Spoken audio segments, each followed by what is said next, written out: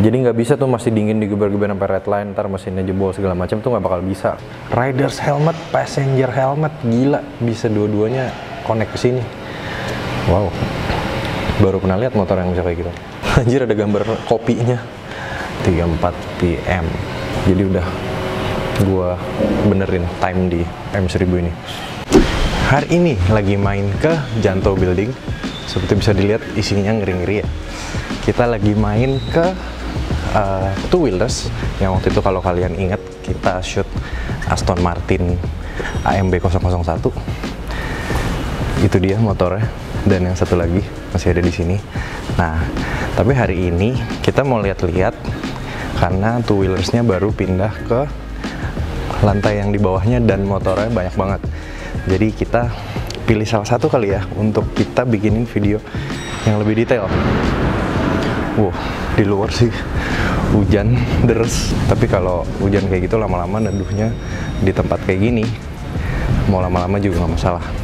Jadi mungkin kita sambil sedikit lihat-lihat dulu ya, ada apa aja di sini motornya. Semuanya banyak sekali, keren-keren semua, mahal-mahal semua.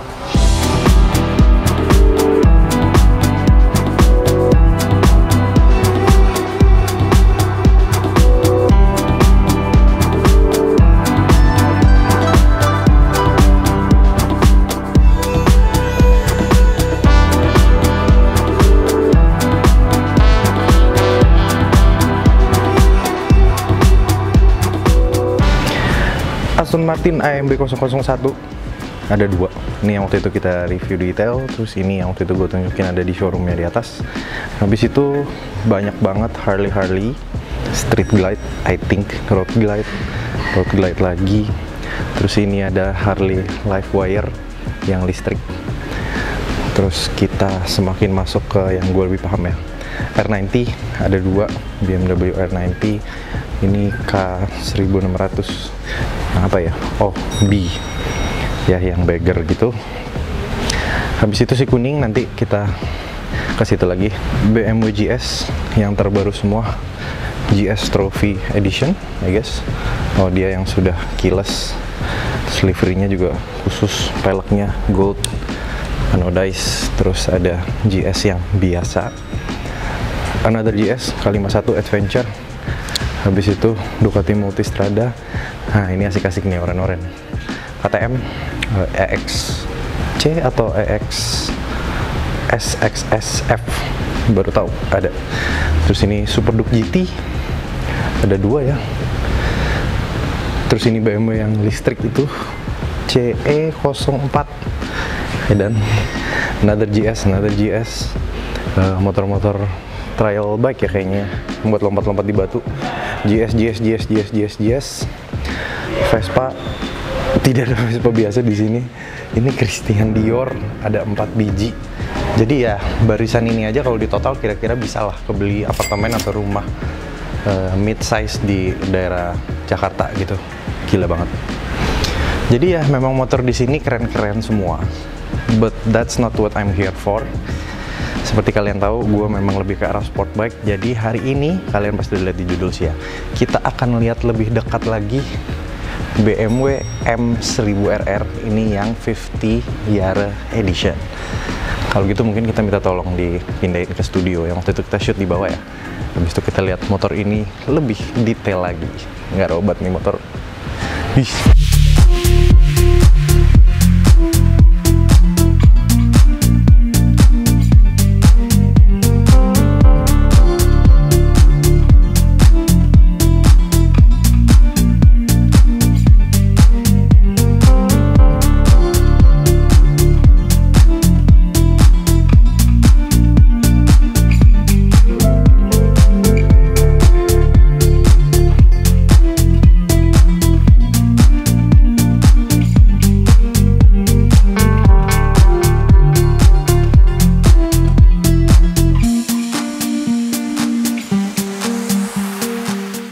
Lanjut di studionya. By the way, ini spot yang waktu itu kita review Aston Martin tadi yang di atas. Tapi bedanya kali ini motor ini bisa nyala. Jadi engine-nya running. Nanti lebih ke akhir video nanti kita nyalain ya, cold start, kita dengerin suara Akrapovic-nya tuh seperti apa.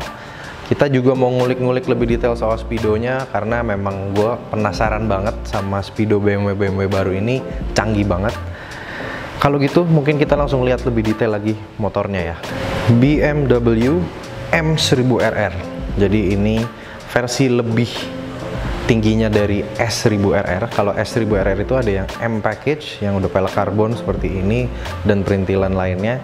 Tapi yang ini M1000RR. Jadi kalau gua nggak salah ini the first time huruf M itu dipakai di sebuah kendaraan dua roda oleh BMW. Karena kan M itu dikenal di mobil-mobil BMW memang yang versi lebih gilanya. Sekarang di motornya sudah ada M1000RR. Body tentunya sudah full karbon, cuman ini dicat sama mereka. Ini yang warna kuning ini special edition, yang 50 Yara edition. Kalau kalian yang nonton WSBK tahun lalu itu Scott Redding sempet, dan Michael van der Mark juga sempat pakai livery ini, jadi polos kuning dengan beberapa sponsor kecil-kecil dipakai di balap WSBK. Nah, jadi ada versi produksi massalnya ya untuk homologasi WSBK juga, gue yakin. Mungkin kita bahas specsnya sedikit. Knalpot sudah by Akrapovic, tapi ini sudah Euro 5 version, jadi masih ada katalisnya gede. Suaranya nggak seblar itu kalau dia sudah delete katalis ya. Nanti kita dengerin di akhir video ya suaranya kayak apa. Terus dia sudah banyak M performance parts ya. Jadi memang kalau BMW itu yang di motor dulu kan ada HP4, itu juga dia banyak parts dari divisi high performance-nya, HP parts. Ini tuh harganya kan main ya guys, lever, jadi master rem, levernya, lever kopling, terus footstep juga, itu semua sudah yang M branded HP parts. Itu kalau beli terpisah bisa setahu gue, tapi harganya gila-gilaan. Suspensi uniknya kalau di S1000RR dan yang M package juga itu dia tuh elektronik, jadi kita settingnya tinggal dari speedo aja pakai controlsnya di sini. Tapi justru yang M1000 ini kan dia homologated untuk race World Superbike, dia malah balik ke conventional non electronic shocks gitu. Untuk shock belakangnya pun juga sama, ini lucu banget ya, jadi kayak shocknya, springnya benar-benar ditekan banget, terus ada jeda gede gitu di tube shocknya. Untuk velg sudah karbon ya, ini setahu gue by ThyssenKrupp Wheels, jadi dia spoke-nya cakep ya, palang 7 kalau nggak salah, dia sudah karbon beneran tuh ya guys. Untuk remnya kaliper sudah M Performance Brakes, ini which is mereka itu built by Nissin. Ini nanti ada cerita lucu soal Nissin dan BMW ya. Sama juga untuk master remnya, dia by Nissin. Ini feel-nya sih bisa dirasa lumayan empuk ya, masih enak gitu. Biasa kan buat balap memang dicari yang feel-nya tuh linear gitu, jadi remnya bisa kita kontrol. Salah satu selling pointnya M1000RR tuh wingletnya ini. Jadi pertama winglet segede gini ada tuh di M1000RR dulu, habis itu di S1000 dan M1000 yang model terbaru dia bentuknya sih berbeda tapi sama-sama pakai wing untuk nambah downforce ya, biar motornya tuh nggak wili-wili gitu ya. Maklum memang motor zaman sekarang specsnya sudah gila banget. Kalau nggak ada electronic aids mungkin unrideable kali ya, motornya nggak karuan gitu saking gede powernya. Ngomongin technical specs mungkin kita bahas sedikit ya buat tech nerds di sono yang mau lihat detail-detailnya soal motor ini. Pakai contekan sedikit ya, jadi M1000RR ini powernya 212 HP, mesinnya 4 silinder 1000 cc. Terus dia itu dibanding yang S1000RR biasa itu dia more mid range torque. Terus juga dia itu redline-nya naik by 500 rpm, jadi 15.100. Bayangin motor 1000 cc tapi redline-nya 15.100, gila banget. Terus ya knalpot akranya itu full titanium dan dia 4 kilo lebih enteng dibanding knalpot stoknya yang S1000RR. Habis itu di sektor engine dia itu sudah pakai titanium conrod dan juga pistonnya itu lebih enteng, jadi dia tuh menghasilkan power lebih dari semua weight yang dipangkas itu dengan material yang lebih bagus. Dan berat motornya ini body full karbon, dari tadi upgrade di bagian mesin juga. Mangkas bobotnya beratnya itu cuman 192 kilo dengan tenaga 212 horsepower, berarti power to weight ratio-nya lebih dari 1:1.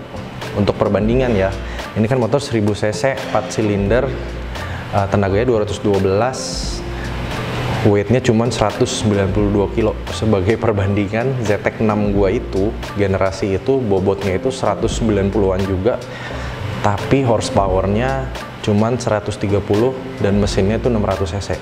Motor 1000 cc sekarang bener-bener mangkas bobot, tapi powernya jauh lebih gila. Jadi power to weight ratio-nya nggak kebayangin sih kalau dipakai di jalan, apalagi di racetrack rasanya kayak apa nih motor. Gila banget. Mungkin next kita ulik bagian speedometer ya. Gue bener-bener penasaran banget sama speedometernya sih. Canggih banget pasti nih motor.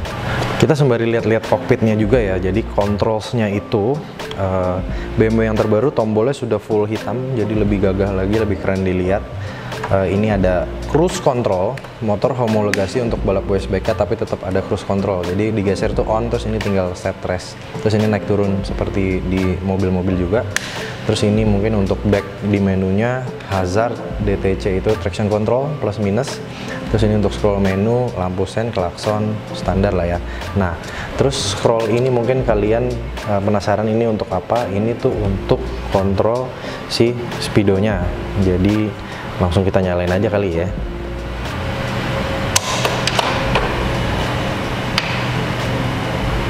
Wih, make life alright. M power, bukan M banking. Nah, speedonya kayak gitu. Total baru 17 miles karena motornya memang brand new. Tapi ya mungkin pernah dipakai tes jalan, PDI segala macam. Coba kita masuk ke menunya ya. Gimana caranya ya? Oh ini, itu dia, my vehicle. Oh jadi gini caranya. Jadi ini untuk kiri kanan. Habis itu untuk masuknya ini nggak bisa dipencet. Coba kita ke my vehicle ya. Itu back. Oke, pencet ke bawah jadinya. Terus ini ya ada data-data soal motornya. Oh ini di scroll lagi, dia geser. Journey, range, anjir ada gambar kopinya. Ini brake, mungkin maksudnya berapa lama diem kali ya. Ini journey, terus ini brake-nya. Jadi kalau kalian Sunmori ketahuan tuh nongkrongnya berapa lama, ridingnya berapa lama. Terus sama, oh itu tripnya tadi. Service due, appointment segala macam, remaining distance, keren banget. Ini mungkin untuk first service break-in ya. Habis itu untuk back-nya kita scroll ke atas lagi harusnya. Nah tuh. Ini sport apa ya isinya? Oh, display sportnya. Jadi ini ada DTC, incorrect riding mode, oke. Terus ini ada, oh ini ada brakes. Jadi kalau direm, mungkin harus nyala kali motor ya. Nyalainnya kita nanti ya. Gue juga penasaran sama suaranya. Terus typical BMW ada lean angle kiri kanan, maksimumnya berapa? Itu coba kita back. Navigation nggak aktif karena mungkin nggak connect, media juga, telepon juga. Ini settings kita lihat. Racetrack on atau enggak tuh? Oh, racetrack. Oke, cancel. Vehicle settings. Oke, jadi ini untuk scroll back and forth-nya yang tuas tadi ini di maju mundurin. Jadi misalnya kita mau back. Nah ini masuk ke misalnya sistem settings, kita geser ke kanan, cek. Dia date and time, units, language, connections. Ini untuk connect ke HP atau mobile device. Riders helmet, passenger helmet, gila bisa dua-duanya connect ke sini. Wow, baru pernah lihat motor yang bisa kayak gitu. Display, brightness, status info, speed limit info. Nah ini gue mau bahas sedikit. Jadi setahu gue tuh sering ngomong kalau ngobrol sama teman-teman atau kenalan motor-motor yang sudah kayak BMW ini, mungkin di masa depan tuh motor-motor akan kayak gini semua gitu. Jadi kan dia ada aplikasi BMW-nya, which ada maps-nya. Jadi itu bisa ditunjukin di displaynya. Terus misalnya kalau di Indonesia mungkin nggak terlalu berlaku ya, tapi kalau di let's say di US atau di Europe gitu, kita riding along nyalain map gitu, nanti dia ada nunjukin tuh speed limit. Jadi kita ganti jalan, speed limitnya sekian, dia connect. Gokil banget ya. Jadi motor udah integrasi sama lingkungan sekitar gitu. Jadi nggak sekedar mesin yang dipakai gitu. Jadi semuanya udah connect. Mungkin kita lanjut liatin display tadi, kita belum lihat semuanya. Oke, kita lanjut lagi yang tadi. By the way ini jamnya salah ya, sekarang ini jam berapa nih? 2:30. Mungkin kita benerin kali ya. Display connection system settings, date and time, set time, hour sekarang jam 14, jam 2:34 PM. Oke, cakep.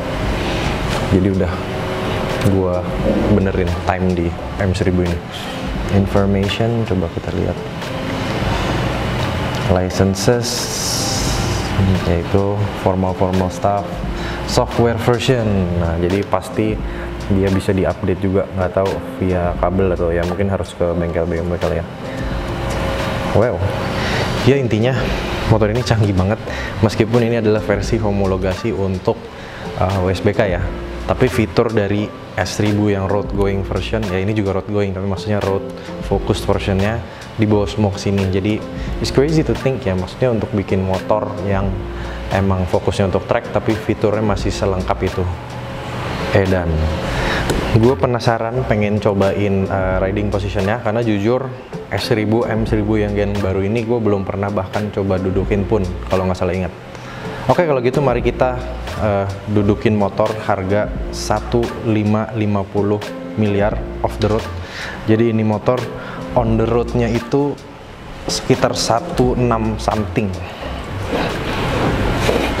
Riding style typical BMW S1000, masih lumayan nyaman.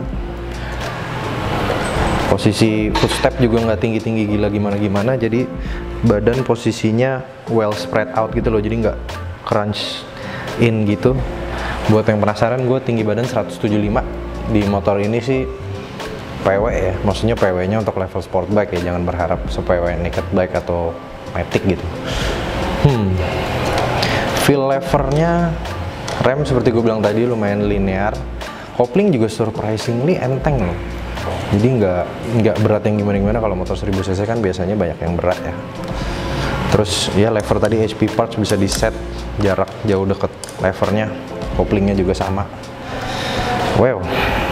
Nah, seperti gue bilang tadi di awal soal BMW dan Nissin, lucunya jadi WSBK itu BMW sampai tahun lalu mereka itu pakai Nissin brakes, karena yang M Performance Brakes di sini itu sebenarnya made by Nissin gitu, kalipernya, master remnya juga Nissin. Nah, tapi di tahun 2023 ini mereka switch ke Brembo. Jadi I don't know what that says about anything, tapi itu fun fact aja buat kalian. Momen yang sudah kita tunggu-tunggu dari tadi. Kalau untuk gue udah dari beberapa hari lalu. Kita cold start BMW M1000 RR.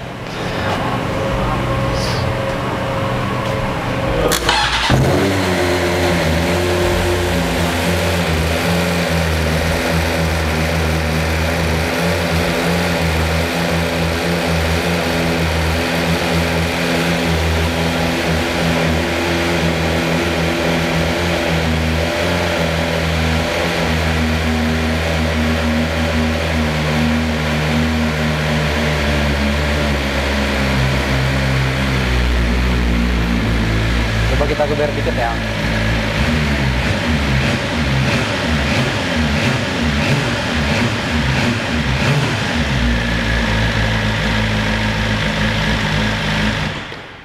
Bener sih, suaranya masih belum keluar banget, soalnya dia ya masih pakai katalis dan segala macam. Nah, fun fact soal motor BMW, kita lihat speedonya nih. Jadi kalian bisa lihat red line-nya itu di 8000. Well, motor ini kan masih baru, memang BMW itu sampai servis pertama dia ada set red line. Tapi tadi pas sebelum gue nyalain, red line-nya itu di bawahnya lagi. Jadi motor BMW terutama yang udah speedo baru-baru gini, ya GS, S1000XR, S1000R, dia itu semakin motornya panas, red line-nya baru semakin naik. Jadi memang motornya pinter banget, dia tahu engine-nya harus gimana di manage. Jadi nggak bisa tuh masih dingin digeber-geber sampai red line, ntar mesinnya jebol segala macam tuh nggak bakal bisa, karena dia memang ngelimit sendiri. Wow, bener kan gue bilang motor masa depan kayak gini. Canggih banget nih motor. Jadi begitu dulu kira-kira lihat-lihat dan review singkat BMW M1000 RR ini. Jadi gue bisa bilang Pastinya nantinya nggak cuma BMW yang secanggih ini ya, tapi semua motor, apalagi yang flagshipnya dari brand-brand lainnya juga pasti akan ke arah sini. Super lightweight, super gede powernya, semua karbon, semua paling enteng. Teknologinya juga canggih banget, jadi kayak motor tapi integrated sama lingkungan sekitarnya gitu. Jadi ya beginilah kira-kira motor seharga rumah di Jakarta pinggiran ya. Off the road ya, on the roadnya juga sama lah, kira-kira beda-beda 60 juta. Begitu dulu ya. Thank you untuk two wheelers, kasih kesempatan lagi. Waktu itu sudah lihat-lihat Aston Martin AMB 001, katanya sih ada AMB 001 Pro. Semoga nantinya kita bisa bikinin video juga. Nanti juga kalau ada motor unik, atau mungkin dari kalian lihat di intro tadi motor unik lainnya, mungkin apa yang menarik untuk dibikinin videonya, komen di bawah ya guys. Dan komen juga menurut kalian gimana suara Akrapovic full titanium di M1000RR ini tadi, cold startnya. Begitu aja dulu. Kalau gitu, seperti biasa jangan lupa di like, comment, share, dan juga subscribe. As always, I thank you for watching. Until next time.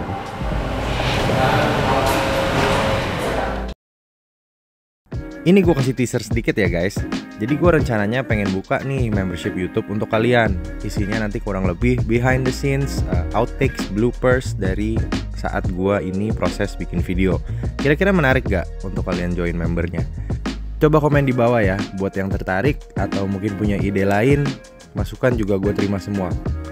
Kalau banyak yang tertarik, nggak usah pakai mikir panjang, gas kita langsung buka membership YouTube The Jakarta Roads.